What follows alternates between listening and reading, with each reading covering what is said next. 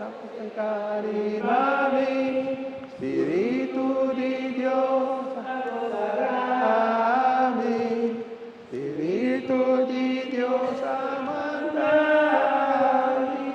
proclamar alegría y paz, Espiritu di Señor, arrepentimi, acclamaremo di Dios, babilaciona, capimina oprimido dan alivio, y de esta cielo ocuparando brilla luz.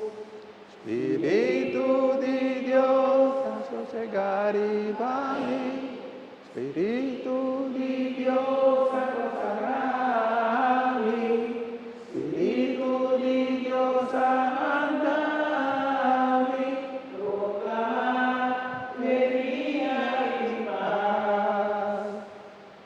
A nombre di Tata, di Dio e di Spirito Santo. Amen. Gracia del Señor Jesucristo sea con vos. Y con vos, Espíritu.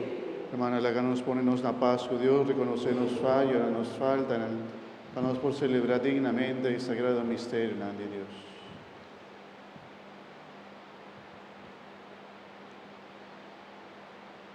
Mita confesar a Dios Todopoderoso y delante de toda aquí presente, Te conoce tanto, a pensamiento y palabra, a lo que me hace y queda sin hacer.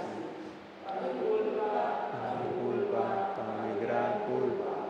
Presentaro a la Virgen María, su Ángel y Santo, y vos, mi rumana, y reza pamina, Señor nos Dios.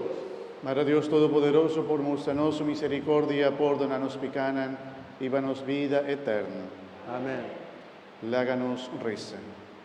Señor, vota un bontad, apese y escucha benignamente el pedimento de Boyunan, hacinos miraclá, cuata nos tarea, y donanos ánimo para cumplir con él.